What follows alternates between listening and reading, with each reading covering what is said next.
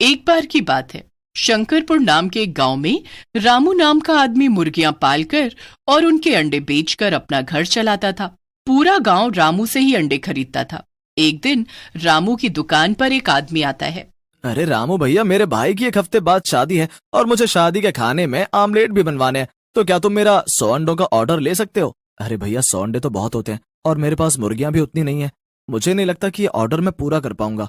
अच्छा ठीक है फिर भैया। वो आदमी निराश होकर वहां से चला जाता है। ओह, आजकल तो गांव में मेरे अंडों की डिमांड कुछ ज्यादा ही बढ़ गई है। सबको ही अंडे चाहिए, पर मेरे पास मुर्गियां तो उतनी है ही नहीं। अब क्या कर सकते हैं, कुछ लोग को तो दुकान से निराश होकर जाना ही पड़ेगा। तभी रामू का चचेरा भाई पिंटू वहां आ जाता है और रामू को खुद से बात करते हुए सुन लेता है। पिंटू एक नंबर का लालची और बुरा इंसान था। रामू भैया, मैंने सब सुन लिया है और यही नहीं, तुम्हारी सब समस्या का हल भी है मेरे पास। तुम चिंता क्यों करते हो? तू कब आया? और तेरा ये छिपकर बातें सुनने की आदत नहीं गई ना? अरे रामू भैया, तुम ये सब क्यों सोच रहे हो? क्या तुम्हें ये नहीं जानना कि तुम्हारी समस्या का हल है मेरे पास? अच्छा, कैसा हल है पिंटू? अब आ गए हो तो बता ही दो। बिना बताए तो तुम मानने से रहे। और वैसे तुम तो शहर गए थे ना घूमने के लिए, तुम वापस भी आ गए। तुम भी ना रामू। हाँ, मैं वापस आ गया और देखो मैं क्या लाया हूँ शहर से तुम्हारे लिए। अब हम कुछ ही महीनों में लखपति बन सकते हैं, बहुत ज्यादा अमीर। क्या ये सब तुम क्या बोल रहे हो पिंटू? कहीं सुबह सुबह नशे में तो नहीं हो? सच कह रहा हूँ रामू। देखो, गांव में तो कितने सारे लोगों को हमारी मुर्गियों के अंडे चाहिए होते हैं, पर हम कितने कम लोगों को ही अंडे दे पाते हैं। हाँ, क्योंकि हमारे पास मुर्गियां कम है और मुझे नहीं लगता कि इस समस्या का कोई हल है। अरे शहर में तो हर चीज का हल है और रामू ऐसा ही हल एक मैं शहर से लेके आया हूँ। ये देखो।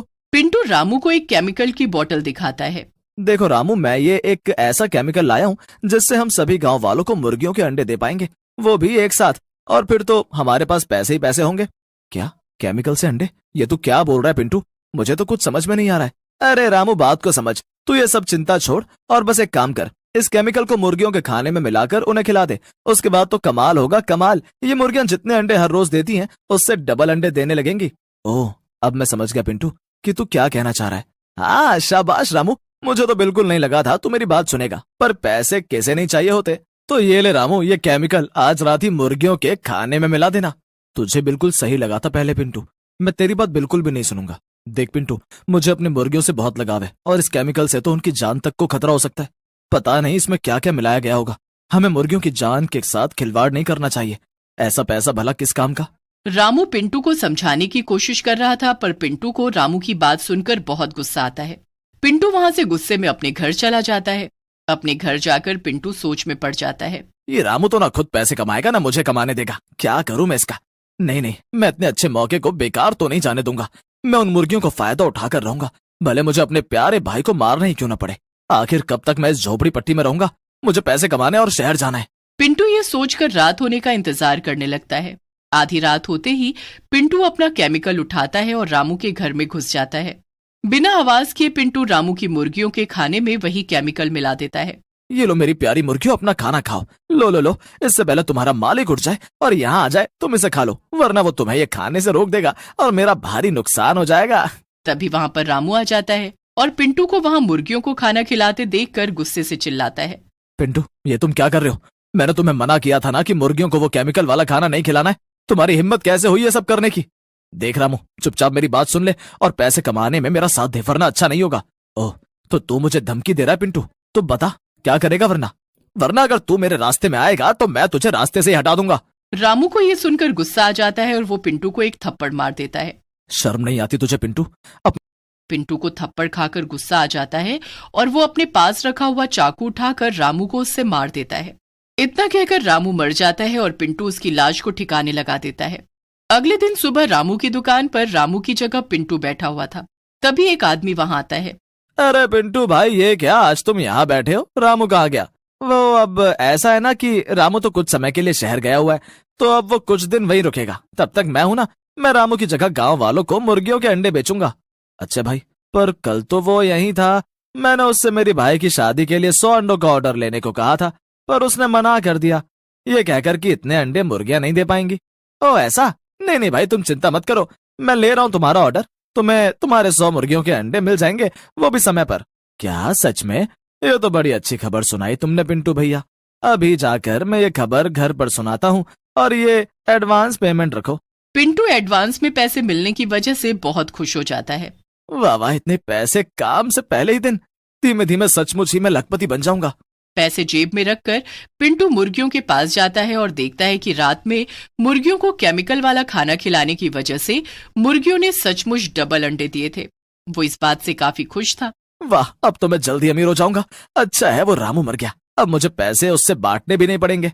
पर असल में रामू मरता नहीं है बल्कि भूत बन जाता है। भूत बनने के बाद रामू सबसे पहले अपनी मुर्गियों के पास आता है। अरे मुर्गियों, मेरी प्यारी मुर्गियों, कैसी हो तुम सब? मुझे पता है उस पिंटू ने तुम्हें केमिकल वाला खाना खिलाया है। लो ये अच्छा खाना खाओ, इससे तुम सबको अच्छा लगेगा। रामू पास में रखा मुर्गियों का खाना उठाता है और उसे मुर्गियों को खिलाने लगता है। मुर्गियां वो खाना खा लेती हैं। ऐसे ही कुछ दिन तक चलता रहता है। जब पिंटू आकर मुर्गियों के खाने में केमिकल मिलाकर जाता तो रामू का भूत उस खाने को अच्छे खाने से बदल देता था और मुर्गियों को सिर्फ खाना ही खिलाता था। इस वजह से मुर्गियों ने डबल अंडे देना भी बंद कर दिया था। एक दिन पिंटू को गुस्सा आ जाता है। आखिर ये हो क्या रहा है? मैं तो मुर्गियों के खाने में बराबर केमिकल डाल रहा हूँ, फिर ये कम अंडे क्यों दे रही हैं? नहीं नहीं, ऐसे तो मैं कभी भी अमीर नहीं बन पाऊंगा, और वो शादी का ऑर्डर भी तो पूरा करना है। एक काम करता हूँ, सारा केमिकल एक साथ डालकर इन्हें खिला देता हूँ, तो शायद मुझे सुबह तक 100 अंडे मिल जाएंगे। पिंटू मुर्गियों के खाने में सारा केमिकल एक साथ डाल देता है और वहीं बैठकर उन्हें खिलाने लगता है। ये लो खाओ, खाओ इसे, तुम सब खाओ, और मुझे ढेर सारे अंडे एक साथ दो, समझी तुम सब? लो लो, खाओ इसे, खाओ।